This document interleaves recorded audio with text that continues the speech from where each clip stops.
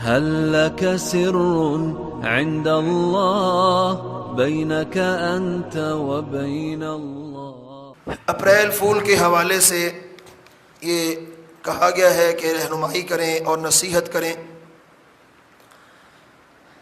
چونکہ اپریل کا مہینہ 2-3 دن بعد شروع ہونے والا ہے۔ میں صحیح بخاری کی صرف ایک روایت آپ کے سامنے رکھتا ہوں۔ صحیح البخاری کے اندر ایک لمبی حدیث ہے، حضرت ابو سفیان رضی اللہ تعالی عنہ اس وقت مسلمان نہیں ہوئے تھے، ابھی کافر تھے اور صلح حدیبیہ ہو چکی تھی۔ نبی کریم صلی اللہ علیہ وآلہ وسلم نے دنیا کے مختلف بادشاہوں کے نام خط لکھے، مختلف بادشاہوں کے نام آپ صلی اللہ علیہ وسلم نے خط لکھے۔ ان میں سے ایک خط آپ صلی اللہ علیہ وسلم نے ہرقل بادشاہ کی طرف بھی لکھا، اس کو دین کی دعوت دی۔ یہ خط غالباً حضرت دحیہ کلبی رضی اللہ تعالی عنہ لے کر گئے تھے، اور آپ نے ان سے کہا تھا یہ خط تم نے عظیم بصرہ کو دے دینا، وہ خود آگے اپنے بادشاہ تک پہنچا دے گا۔ چنانچہ انہوں نے خط دیا، واپس آ گئے۔ وہ خط جب بادشاہ کے دربار میں پہنچا نا، تو بادشاہ نے کہا اس خط کو رکھ دو، پہلے یہ کام کرو، جس قوم سے یہ نبی ہے اس علاقے کے اگر کوئی بندہ یہاں مل جائے نا، اس کو میرے پاس لے کے آؤ۔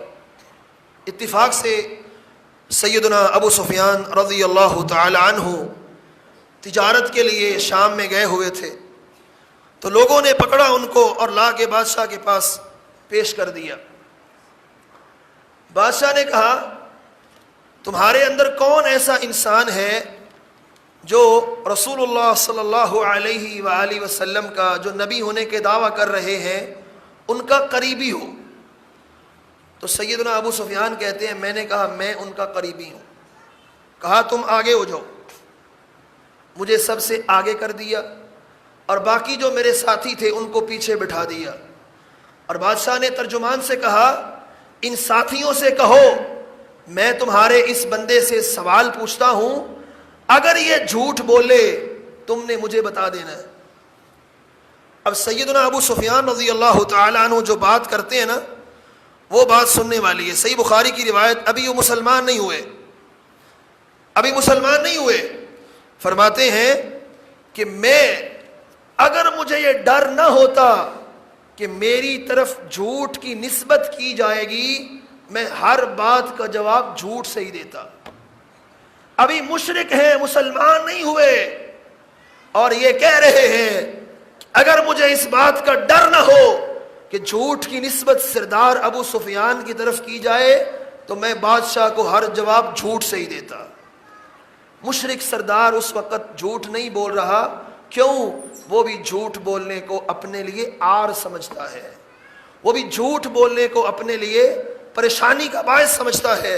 قرآن مجید میں اللہ تعالیٰ نے لعنت کی ہے ان لوگوں کے اوپر جو لوگ جھوٹ بولتے ہیں۔ رسول اللہ صلی اللہ علیہ وسلم نے یہ بھی فرمایا، صرف اپریل فول کے حوالے سے نہیں، یہ نسخہ یاد رکھیں، آپ نے فرمایا وَيْلُ لِلَّذِي يُحَدِّثُ فَيَكْذِبُ وَيْلٌ لَهُ وَيْلٌ لَهُ ثُمَّ وَيْلٌ لَهُ۔ اس انسان کے لیے جہنم کی وہ وادی ہے جس سے جہنم بھی روزانہ 70 بار پناہ مانگتی ہے۔ کس انسان کے لیے؟ جو جھوٹ بول کے لوگوں کو ہنساتا ہے۔ صحیح بخاری کی روایت ہے، رسول اللہ صلی اللہ علیہ وسلم فرماتے ہیں میں نے خواب دیکھی۔ خواب میں کیا دیکھتا ہوں؟ ایک شخص بیٹھا ہوا ہے اور اس کے سرہانے ایک آدمی کھڑا ہے۔ جو آدمی سرہانے کھڑا ہوا ہے نا، اس کے ہاتھ کے اندر لوہے کی ایک آنکڑا ہے لوہے کا، اور وہ ایک شخص کے یہ دائیں جو سائیڈ ہے منہ کی، ادھر وہ لوہے کی وہ کنڈی سی ڈالتا ہے اور اس کے چیرتے ہوئے گدی تک لے جاتا ہے، اور پھر ادھر ڈالتا ہے اور اس سائیڈ کو بھی چیرتے ہوئے گدی تک لے جاتا ہے۔ آپ فرماتے ہیں میں نے پوچھا یہ کون انسان ہے، وہ لمبی حدیث ہے، تو فرمایا جو خواب میں میرے پاس دو بندے آئے تھے، مجھے سیر کے لیے لے کے گئے، میں نے ان سے پوچھا یہ کون انسان ہے، آگے سے جواب ملا اللہ کے پیغمبر یہ وہ شخص ہے جو جھوٹ بولتا تھا اور منٹوں سیکنڈوں میں اس کی جھوٹ کی شہرت دنیا میں پھیل جاتی تھی۔ آج میڈیا ہمارے پاس موجود ہے، واٹس ایپ پہ بات شیئر کریں پوری دنیا میں گئی، فیس بک پہ شیئر کریں پوری دنیا میں گئی۔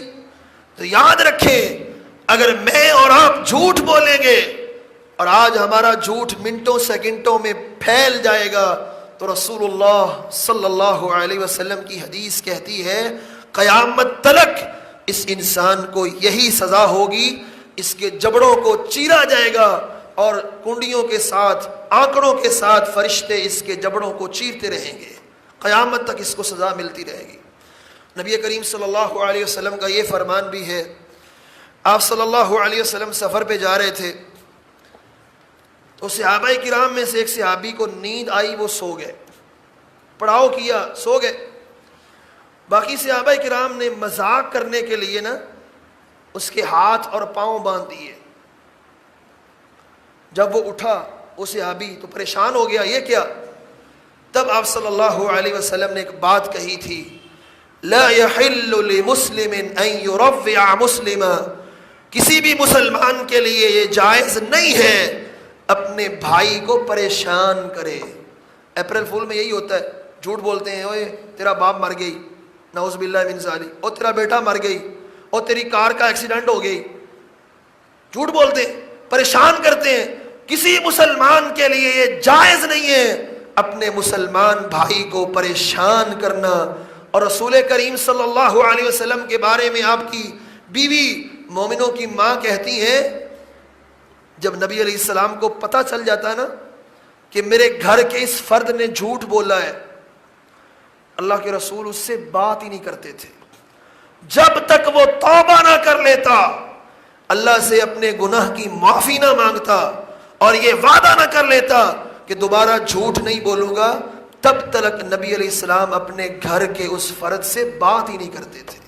اس قدر نفرت ہے ہمارے پیارے پیغمبر صلی اللہ علیہ وسلم کو جھوٹ سے، جھوٹ پھیلانا، جھوٹ بولنا اور جھوٹی بات کو آگے نشر کرنا، یہ ساری چیزیں گناہ ہیں۔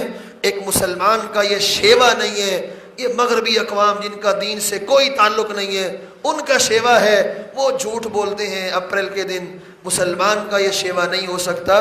ایک مسلمان کی ذمہ داری یہ ہے، مسلمان ہمیشہ سچ بولتا ہے، اپنے آپ کو جھوٹ سے بچا کے رکھتا ہے۔ اس لیے اگر کامل مسلمان بننا ہو تو پھر رسول اللہ صلی اللہ علیہ وسلم کی نصیحت یاد رکھیے، جب بھی بولو سچ بولو، جب بھی بات کرو سچی بات کرو، جھوٹ سے اپنے آپ کو بچا لو، وگرنہ وہ سزا جو میں نے ذکر کی آپ کے سامنے صحیح بخاری کے حوالے سے کہ اس انسان کے جبڑوں کو چیرا جاتا ہے جو جھوٹ بول کے لوگوں میں مشہور کر دیتا ہے۔ اللہ خالق و مالک ہمیں اس برائی سے بچنے کی توفیق نصیب فرمائے۔ اللہ